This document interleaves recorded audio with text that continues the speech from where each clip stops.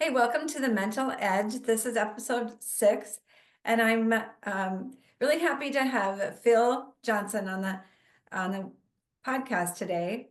And we're going to talk about injury, and we're going to talk about how injury affects people, athletes, how it affects programs, how it affects really everybody, right? And my name is Stacy Goodrich, and I'm your host, and I own a company called So Connected. And this is all about the inside out. Um, Phil, you and I talk a lot about the X's and O's and the inside out mentality and shifting it and really kind of flipping everything upside down is what we want to introduce to people today. And your specialty is injury. Why don't you introduce yourself and just let everybody know a little bit about you and your background? Hi, Stacy. Thanks for the invite. Happy to do that. Basically, I am a retired orthopedic surgeon just a year ago. Prior to that, I was a practicing orthopedic surgeon and fellowship trained in sport medicine and sport medicine injuries for 35 years. Um, in addition to that, I'm also a registered physical therapist, and that was my original degree in college, where I was a scholarship athlete in football. And then that progressed into medical school shortly thereafter, and then into orthopedic surgery, where I did my residency in Michigan. Presently, I'm not directly involved with any teams, but in the past, in the most recent past, I was the team physician for the World Junior Ice Hockey team, Team USA, for over 20 years. And in addition to that, I did some work with the under 17 national team and the under 18 national team as well. Uh, I lived in Fargo and took care of several high schools during that period of time, as well as semi-pro and professional teams, and then also some of the local college teams. So I've had a broad experience with a lot of different athletes, a lot of different sports, and have seen a lot of different types of injuries that happen that are peculiar to a sport, particularly like gymnastics. You see a lot of back injuries, you see a lot of wrist and elbow injuries and ankle injuries. Football, obviously, with the contact sport, you see a lot of concussions, you see a lot of dislocated joints or broken bones, torn ligaments, ruptured muscles. As we get into ice hockey, we see a lot of upper body injuries, lacerations, some lower body injuries. So it really depends on the type of sport, actually, what injuries are most prevalent. And I work for the International Ice Hockey Federation as a medical supervisor. And so I'm able to go around different parts of the world and supervise tournaments. And we have an injury reporting system that is excellent. And it was started with Marko Tuominen in Finland.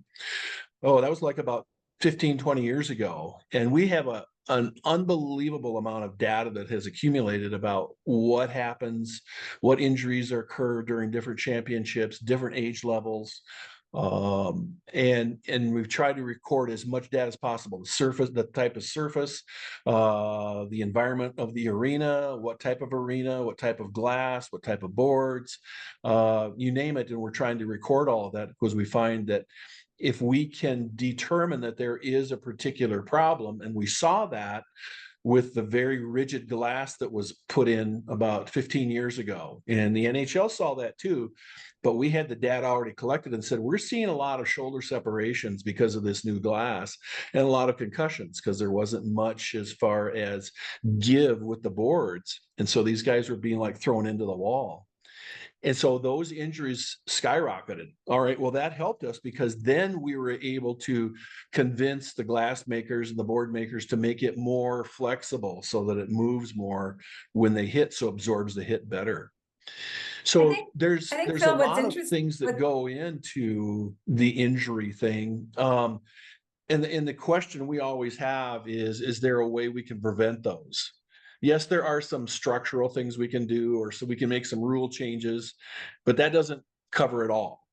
And right, so I think now I that after talking with you, there's a mental aspect of it. And I think we're right on the cusp of a very important process where we're trying to integrate the mind and the body so that it can perform better. And like I've told you, I think this is cutting edge stuff, what you're doing, because you're going to be able to tell some individuals do this or do that, or get rid of that particular thought, and it's going to cut down on the injuries.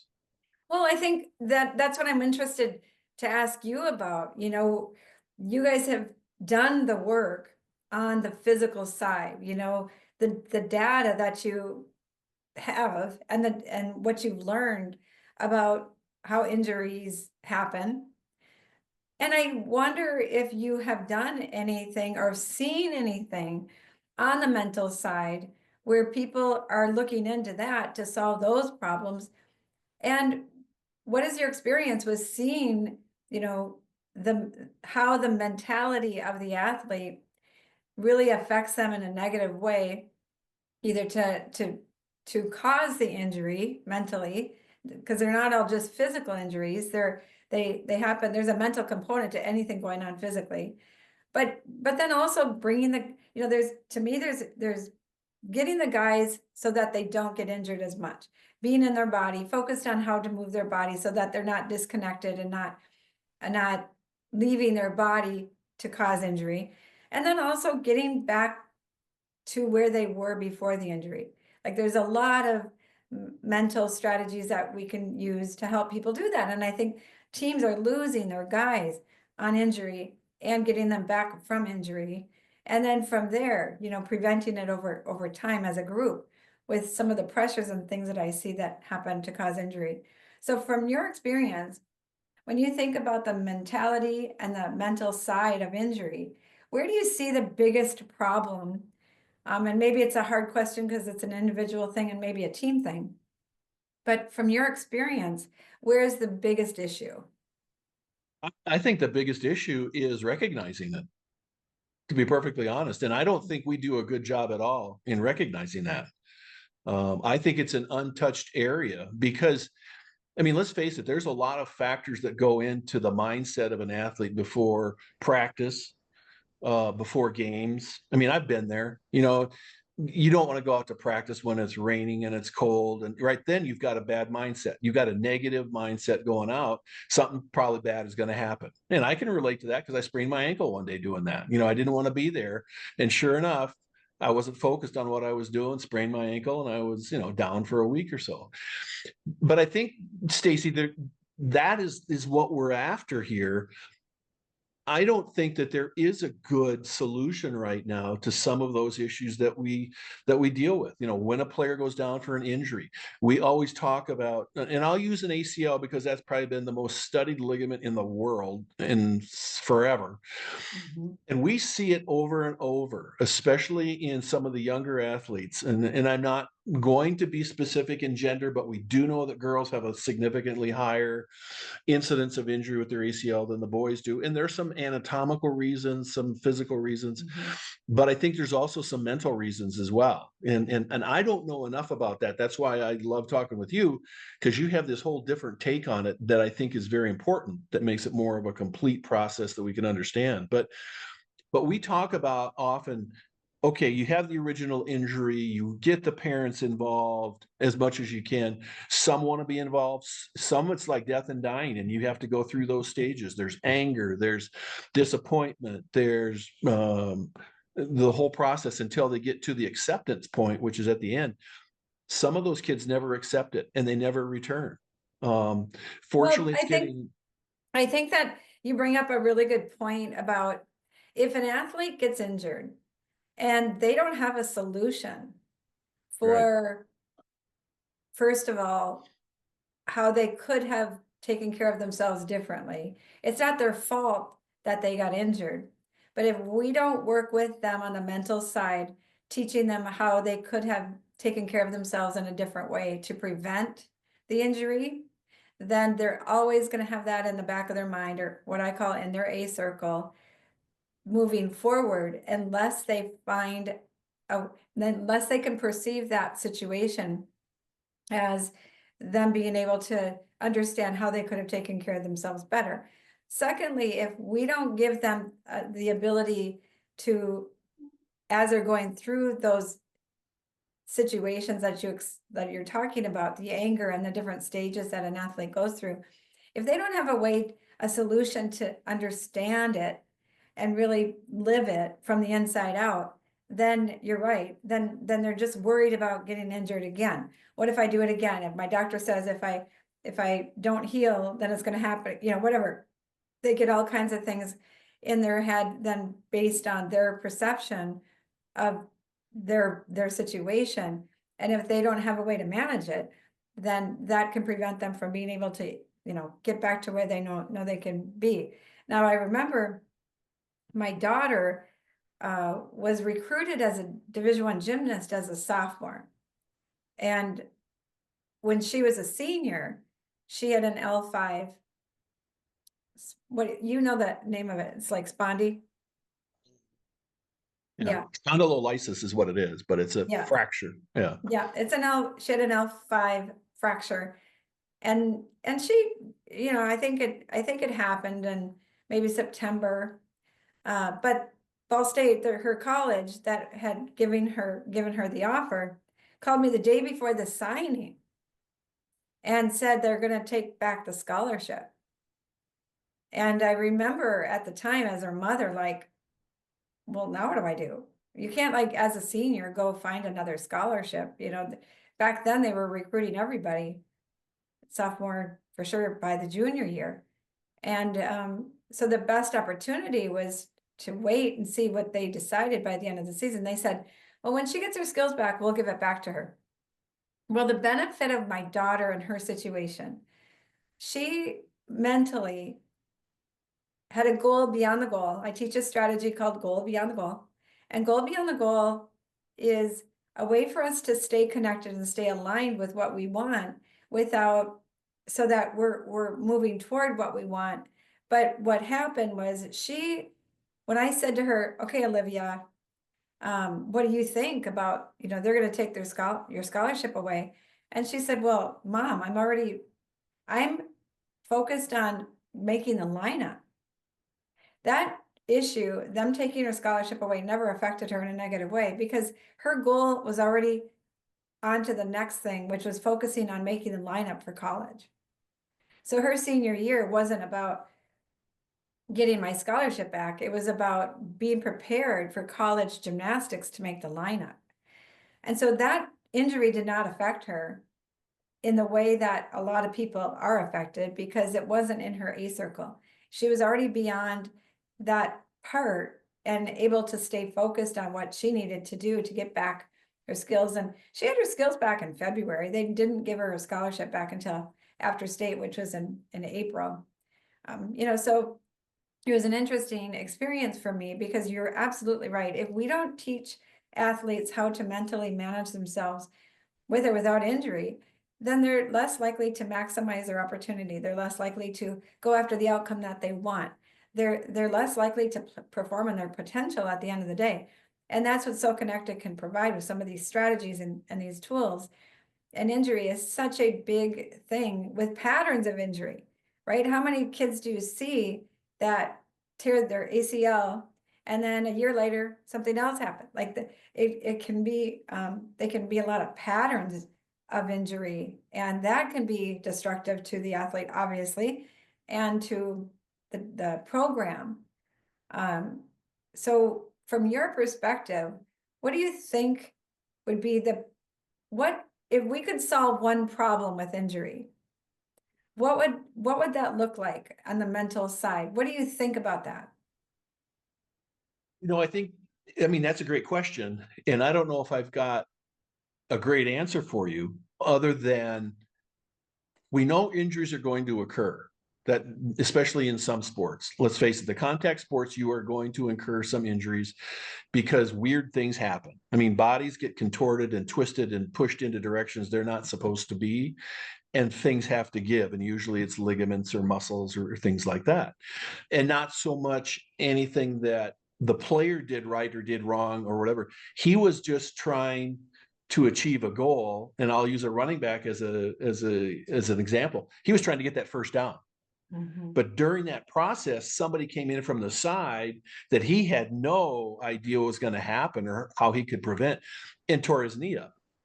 Mm-hmm. And so, I mean, he was focused. He knew what his goal was going to be, but it was interfered with along the way by something else that he just hadn't any idea how to prepare for. And I think That sometimes is the difficult one. And I really, as we've talked, I think this is so important. And if I would have known this 10, 15 years ago, I could have helped patients even more, because so often the concept was, okay, I tore my ACL. Was it just isolated? Did you tear a meniscus? Did you tear another ligament? So there's a whole host of things we have to work through. But still, the ultimate goal was to get the knee functioning like it was, before your injury. And that always was like, well, that doesn't make sense, because they obviously tore this thing, because were they weak? Were they not mentally prepared? Was there something else going on? And I think we know now that there was some mental aspect of it, that they weren't prepared, to play, and that set them up for injury. But then there's always the process of, okay, we've got to go through the surgery, which is a big deal. Then we've got to do the recovery and rehabilitation, and have to meet certain goals in that rehabilitation to progress, or then to finally get back to playing. I know there were some kids that were not mentally ready to do that at all. And you could tell that they were way behind in their rehab. They weren't focusing on that.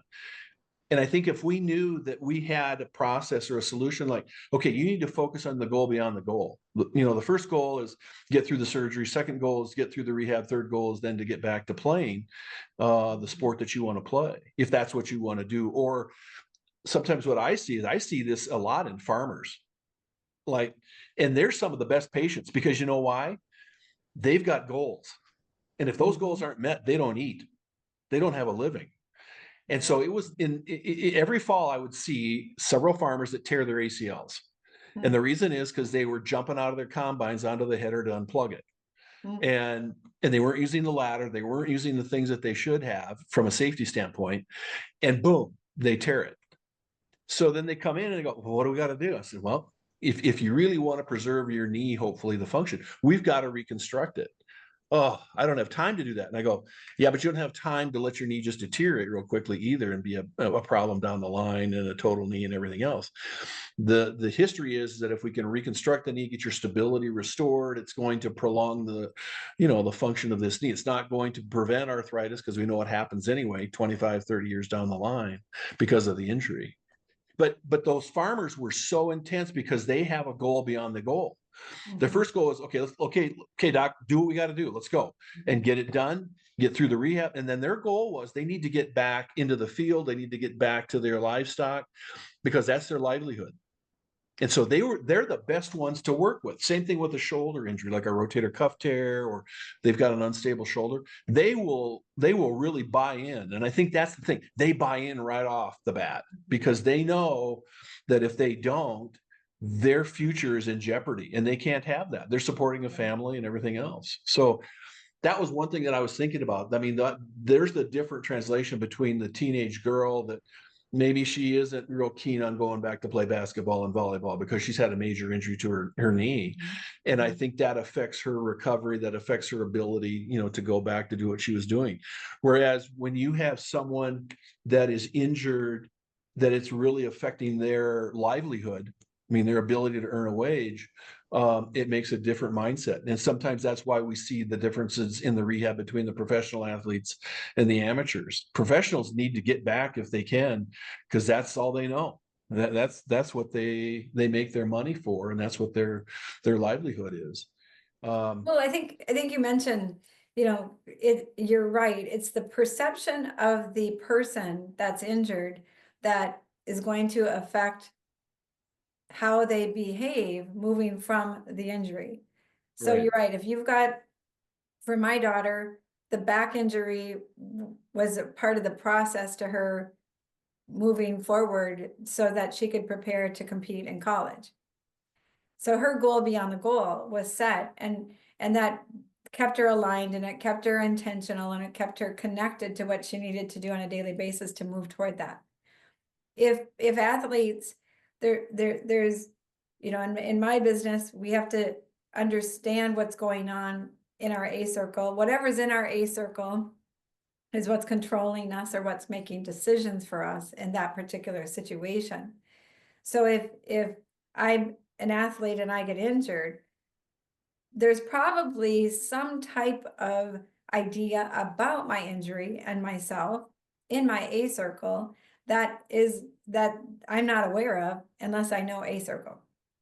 Right? So if I've got in my A circle, I don't want to get hurt again. Well, and then I go play. If I've got that in my A circle, that's like saying, I don't want to fumble in my A circle. Well, we see what happens when I don't want to fumble in my A circle, or I don't want to miss the kick, or I don't want to upset my coach, right? So understanding A circle, and then that athlete can be like, okay, yeah, I don't want to get injured. It's a valid thought. But what do I want to be doing? How do I want to manage it? When I'm not injured, what do I want to focus on?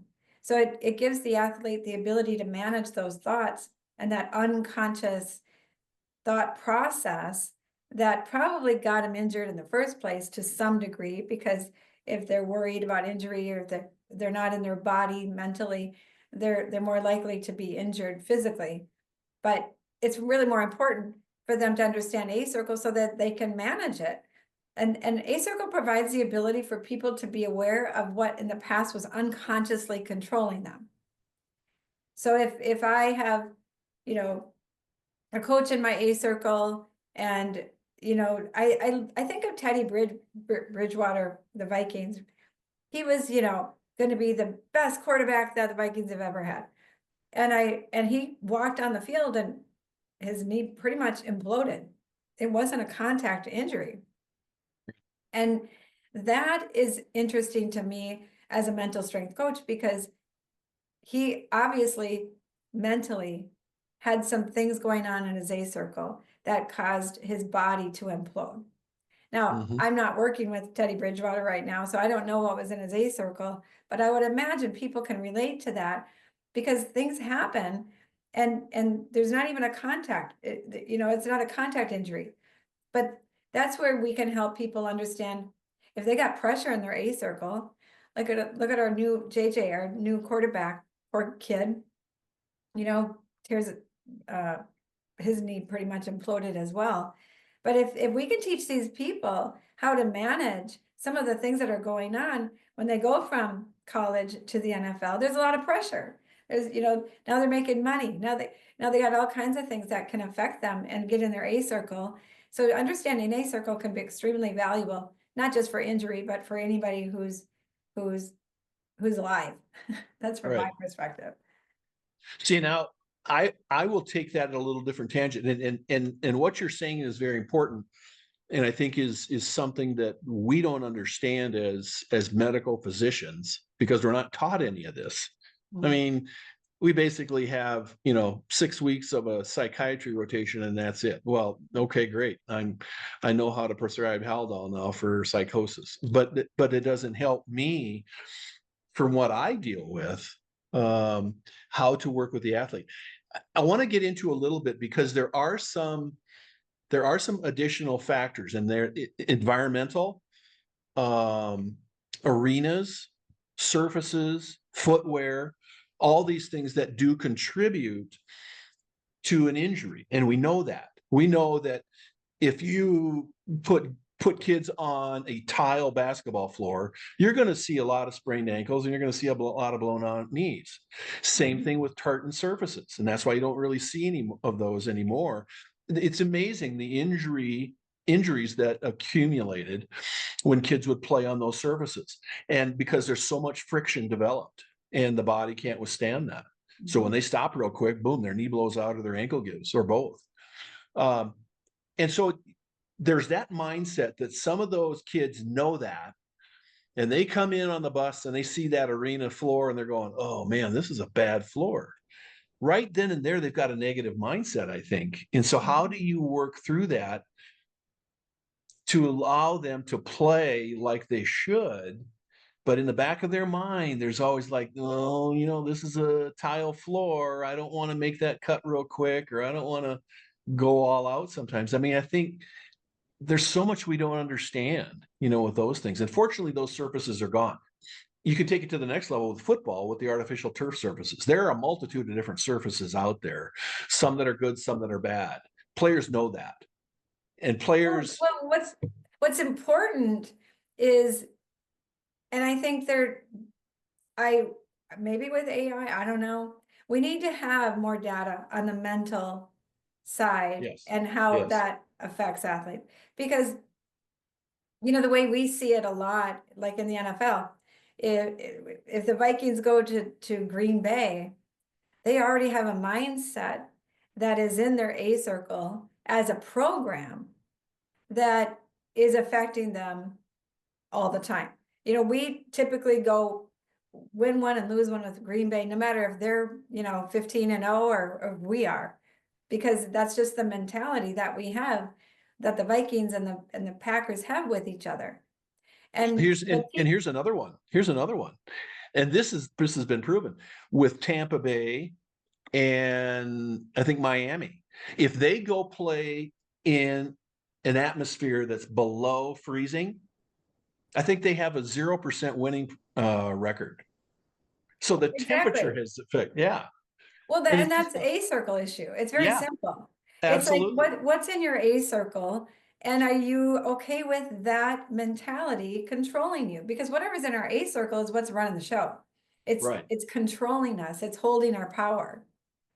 And so if you share on the airplane and say, okay, first of all, if you teach them A circle, then going into a game, they will be more in their own A circle.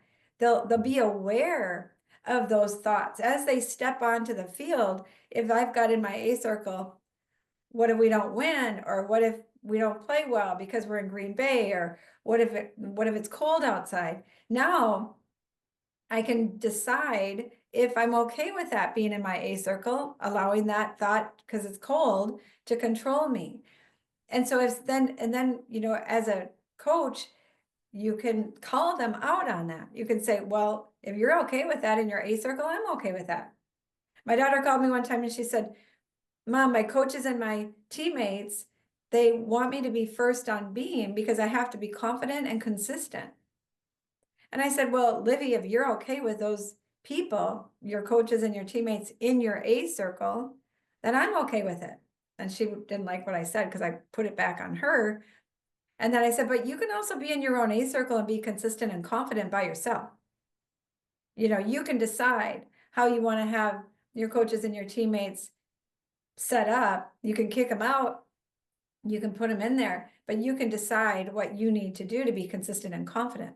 Right. So if people understand A circle, well, then you don't even have to talk about it.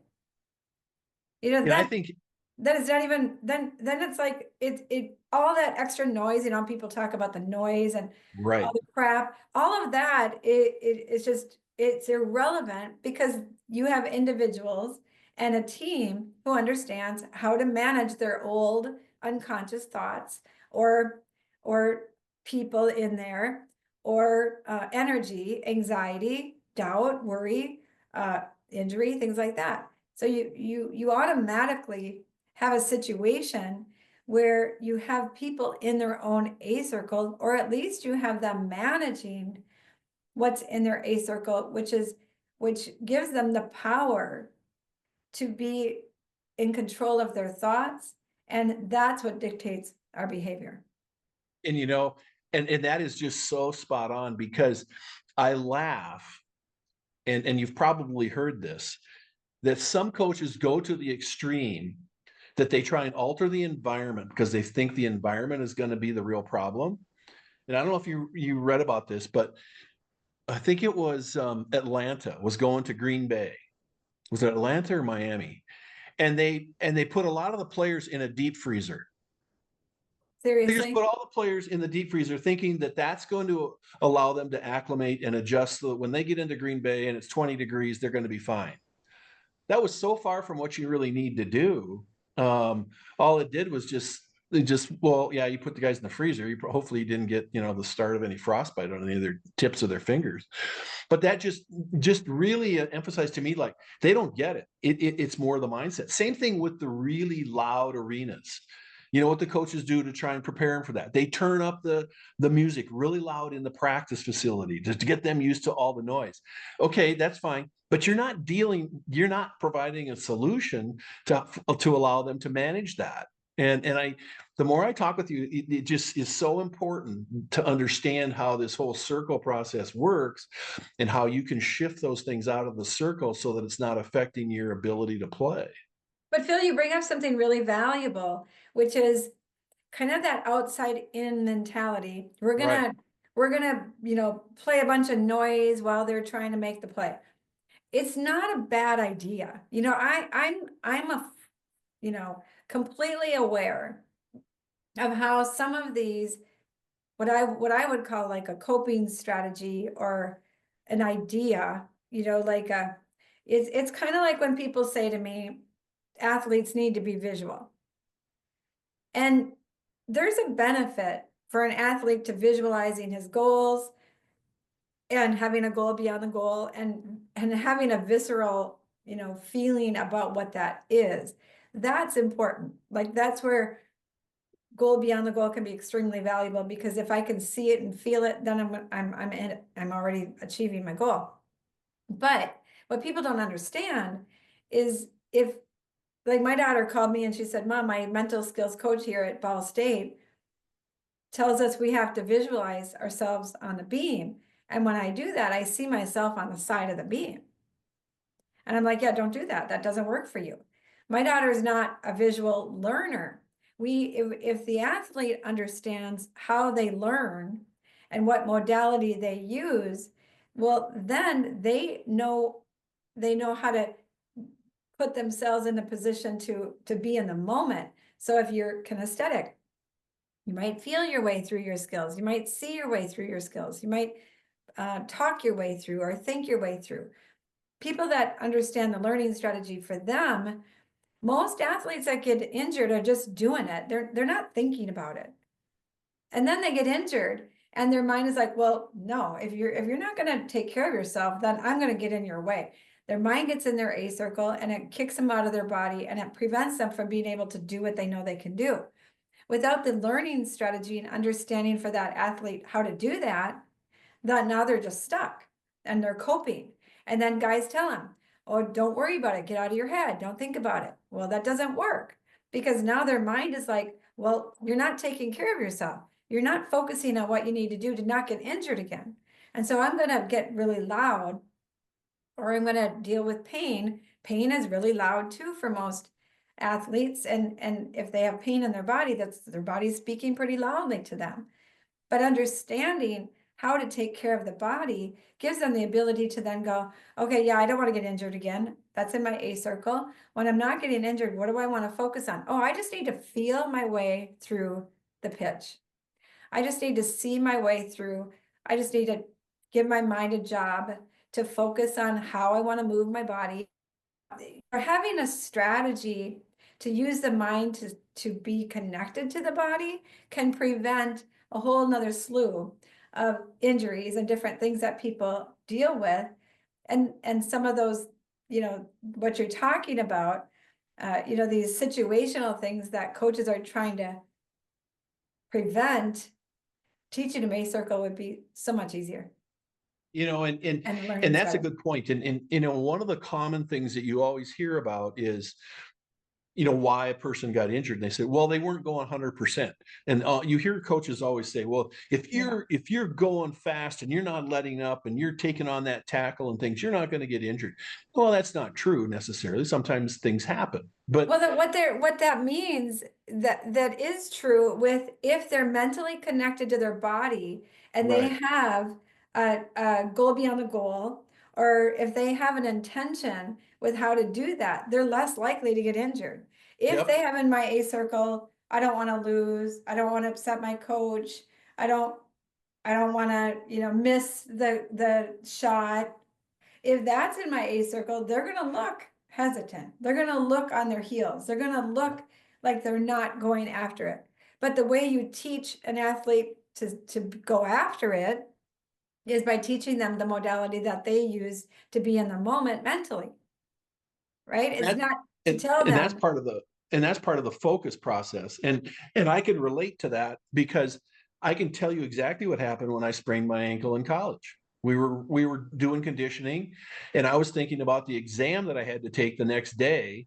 and Mhm. it was crappy out, and it was not a nice day, and my mind was wandering while I'm doing these wind sprints. And when I started to slow down from one of the wind sprints, that's when I sprained my ankle, because I Yeah. wasn't focused on what I was doing. My mind was somewhere else. Well, And exactly. What was in your A circle in that situation? the testing, Exactly. you And know. do you, well, first of all, Phil, I know you didn't know A circle back then because I didn't either when I was like 20. Right. But if you would have known A circle, do you see how that would have been completely different? Absolutely. No, and I relate that, a lot, and especially Yeah. in playing goalie for hockey too. There are things that, and we talked about that with upcoming, certain people watching practice and all that stuff, and how that Yeah. interfered with Yeah. things. And it does. I mean, it does. The mind does funny things with you, and that's why I think this A circle concept is so important, because it gives you a solution to allow yourself to deal with some of these things, if not all of them. And trying to understand that better makes you, in the end, a better performer. And I'm not just going to use athletes as an example. I mean, I'm going to use people, yeah, farmers, probably entertainers. I mean, Mhm. if Well, they can, everybody. everybody. I mean, Yeah. everybody in general, the population. Well, in A circle, the what's really important for people to to know is that it's not what's in your, if I have anxiety in my A circle, it's not the anxiety that's the problem. It's my perception of the energy that Yeah. is going to control me and dictate my behavior. So if I am working with an athlete and they have anxiety in their A circle, the way that I help them with that is say, okay, do you see how it's controlling you? Yes. Are you okay with that? No. Well, what would have been a good reason for you to have anxiety in your A circle to begin with? Because there's nothing in our A circle, even if it's no longer helpful, that there wasn't a purpose for it to be there in the first place. Right. So when people have injury in their A circle, well, the reason it's there is to try to get them to pay attention, to try to get them to focus. So if people look at what's in their A circle as not negative, then they're more likely to control it, work with it. It's not about overcoming fear. It's about understanding that fear is only there to teach us how to pay attention to what we need to do. So that's the key about anxiety that can be so valuable for people. It's about knowing you have one and then recognizing for you. I mean, we've all had patterns of, I flunked out of college when I was a junior. And I was so embarrassed and full of shame that I didn't tell my parents, I didn't tell anybody. I just basically punished myself. The next semester, I worked 2 jobs. I did what I had to do to get back in. But that cycle of struggle, shame, punishment also made me very successful because then I graduated from college and then I could survive I was pregnant, I had a baby all by myself down in Mississippi. My husband was right. I had that pattern of struggle, shame, punishment, success, right? That became a success mentality that I had that over time got really exhausting. But if I didn't have A circle, I wouldn't have even recognized that that's what I was doing, Right. causing these patterns to continue to feed on themselves, where now I'm like, oh, I don't need to struggle. I don't need to be full of shame to be successful. Right. See, I and can that, be successful. and you bring up an interesting point, because not only are you going to be dealing with athletes and all these other things, but you could deal with just people in their common everyday struggles. And your Yeah. struggle there was you were not into college. Something was keeping you from getting, Oh, I into had college lots of like you things in should. my A circle. You're exactly. Yeah. And so, I was partying. I was in La Crosse, Wisconsin, for God's sakes. I was 18 years old. I I didn't even know I could. I mean, A circle was yeah, everything was in my A yeah, circle. it was jam packed. It was full. Yeah, yeah, Yeah. And I think for that's sure. the important concept here, is that identifying what's in your A circle and dealing with that, and knowing that there is a solution where you can alter that or eliminate it, that it'll allow you to be more focused or a better person or a better athlete or whatever, particular thing we're dealing with. And I see that so much now. Mhm. And in fact, I start to watch games differently. When I watch a game, I'm watching for, I hate to say it, but I'm watching for the injuries, because I always want to figure out, okay, why did that happen? And that's just the nature of the way my brain works. But now I look at it differently, too. And we've talked about this where we see teams that are playing not to lose.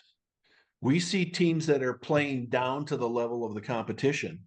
Mhm. And why do they do that? Why do they do that? Is that something that they have control over, or is that something that's innate in us as humans? No, I think we have control over it. It's just those guys don't know how to solve it and how to do it. So talk about that a Exactly. little bit, because that you see that a lot. Well, exactly. Playing to not lose, excuse me, playing to not lose is a strategy. We see a lot of Vikings games, they play to not lose and win a lot. Right. Right. That it's a success strategy for the Vikings this year. And so it's not that I think that playing to not lose is not valuable. It is valuable. We see it all the time. But where we have gaps is where it can become a problem. So for instance, playing to not lose for the Vikings game with Detroit. The Detroit played to win, and their defense took our offense out of our ability to do what they normally would do to be successable. That would be And focused, when right? that happened, our quarterback was unable to adjust to move into knowing what to do mentally to take care of himself with a different situation that he hadn't experienced. That's to me a gap in the mentality of playing to not lose, and you rely on your receivers, and you rely, you got great guys to support you. But if they do not mentally know how to be aware of what's going on for them to change and adjust their mentality to play to win, or have a goal beyond the goal to not worry about if I'm on my, he got on his heels, and he was missing his passes, typically high, because he was on his heels, because the defense was blitzing him. They weren't covering JJ, with three guys. They were going after our offense. And that won Detroit the game, in my opinion, because the Vikings didn't know mentally what to do their best in that situation. They only knew how to react to somebody else's game. And in this case, Detroit. So the Vikings could not figure out what to do mentally to win. They were being reactive instead of proactive. And I think talk a little bit too, because it encroaches upon injury rates when they're in that mental state where they're kind of just reacting and not pushing forward and quote focusing on what they really should be doing and how to do it well. It does set up the possibility that they're not putting their body in the best situation, and so they're going to get injured. Mhm. Well, when you're not in your own A circle, Right. and you're not able to know how to mentally stay connected to your body in the moment, without the shift in understanding, the doing strategy, learning strategy, and A circle, then you're always going to be controlled by something outside of you. Could be a thought, Yeah. could be your situation, it could be the weather, could be your coach. A lot of, like, our quarterback has our coach in his A circle, KOC is, and it's a positive thing I think for Sam. He's got his coach in his A circle telling him, you're doing a great job. He's built some confidence up. But if Sam goes to another team and he doesn't have that same situation, right? That's where players can do really well at team and not well in another, because the system with how they have it's set up in their A circle, it's different. That's why some kids struggle with different coaches, because they mentally don't know how to manage themselves within a different situation because they've always had it this way. And so A circle provides the ability for people to then be able to manage themselves instead of everything else controlling them depending on what's going on in the situation. A little bit about, because the way I'm understanding it with you is that if we can eliminate the negative or the noxious things in our A circle, does that allow us to be more connected with our body? And is that the same thing as being focused on the event right now? I mean, is there a difference between being connected and focused, or are they kind of the same thing? You're eliminating the negative things in the circle that allows you to focus on the more things at hand that will make you successful. Well, when I do a session, the first thing that I have to do is I explain the doing strategy and the learning strategy. All athletes have what I call a doing strategy. They are all taught, do it, don't think about it. And for a lot of people, it works for a long time. My daughter was 9 when the doing strategy no longer worked. She came home and couldn't do her back walk over on the beam. And I said, that's okay, don't worry about it, you'll figure it out. She's like, that's not going to work.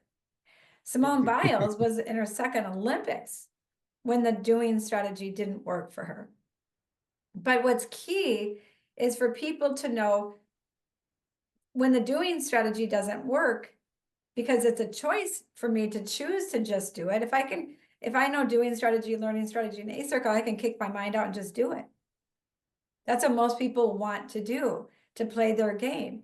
But when it doesn't work, they need to have another way to mentally understand what to do. They need to give their mind a job. If we don't give our mind a job to do, it'll create its own job and it won't be helpful. That's where the learning strategy is vital. So if Sam, for instance, if he has a modality of thinking, and I see him kind of in his head, which is not a bad, he's probably thinking about what to do and how to do it. So if he thinks his way through the play, if he understands that, if he's consciously aware that that's what he needs to do to stay connected to his body, well, then he has a way to practice it. He has a way to use it to his advantage. And what happens is when an athlete understands for them what they need to do to stay connected, well, then when they're blitzing him every play, it's not that's going to be in his A circle. He'll go, okay, what do I need to do? I need to think about where I need to go. Maybe I need to throw quick passes instead of trying to hit JJ, down 50 yards or whatever. Maybe, right? So he would have been in charge of his ability to adjust based on what he needed to do for himself. Be a little bit like, would that be a little bit like visualization? Like he's running those scenarios through his mind and going, okay, this is the one we need to do to make this work at this particular time. And maybe I just need to do a screen pass or something. What's crucial is to understand what to do in the moment. Okay. Because that's all we can control. Right. We can't control what happened in the last play. We can't control what happens next time. But if I know what I need to do to be my best in the moment, Patrick Mahomes does it really well. He's probably not consciously aware what he does unconsciously well, but he has a mentality that keeps him connected and a goal beyond the goal to win all by himself. He can single-handedly do it by himself. We've seen it. But him understanding how he does that mentally and that conscious awareness of what he actually does unconsciously well, that's what everybody's missing. See, that's a perfect example. I mean, yes. Because I always asked you about the unconscious. Well, you don't necessarily understand that. But what he is doing is that he's doing everything he can to make the play successful so that he can get that goal beyond the goal. Yes. Yes, absolutely. And so for an athlete, that's what's that's the first shift in understanding the doing strategy, learning strategy is what I teach to every athlete the first time I see them. A circle is also in the first session because then we can talk about the problem. Athletes don't want to talk about the problem because they don't have a solution, and everybody's like, just get out of your head. Don't worry about that. You got it. You know, um, you're overthinking it. Well, that's not helpful because you're not giving them a tool to use to not overthink it. A circle provides the ability to know what's in your head. I had um, I had a trio. They do acro. They're on the USA national team, and I saw them yesterday. And the one girl was like, I made a mistake when we were practicing at Worlds, and I don't want to do that again. Well, when they know A circle, I can say, well, what's in your A circle? I don't want to do that again. Okay, that's valid thought. I don't want you to make the mistake again. Right? Embracing it and saying, okay, now what? When you're not making the mistake, what do you want to be doing? What could you have done back then that you didn't know? Right? There's a little bit of understanding that goes along with eliminating the problem from them doing it moving forward. But when they understand the basics, it's a half an hour session to eliminate the problem altogether instead of trying, instead of like what you guys are, well, they have to compete with all these different people from all over the world internationally. Well, I'm not going to duplicate that of their practice. That is just funny to me, Right. but I'm going to Right. make them 100% prepared to train internationally just by teaching them these strategies so that they can be empowered with what they need to do to maximize the outcome that they want instead of worrying about if they're in Poland and it's too cold. All right. So just to kind of summarize, kind of what we've been talking about.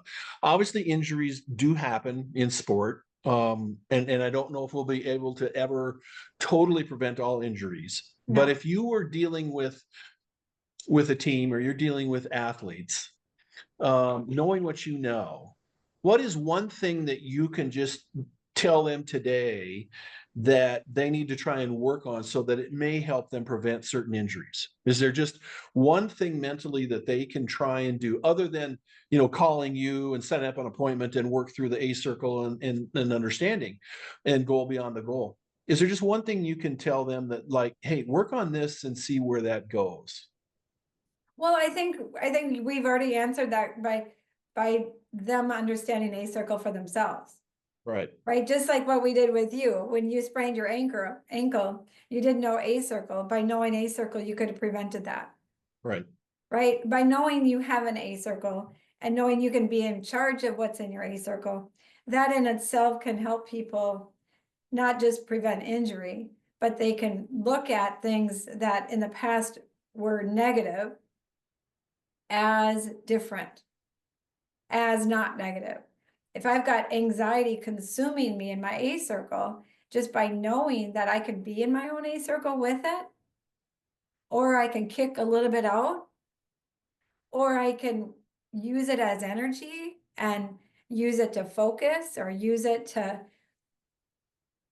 to go kick some butt or do laundry, or the more that people can understand that they have the ability to manage their A circle, that's where it starts, because that's the connection they need to move forward differently.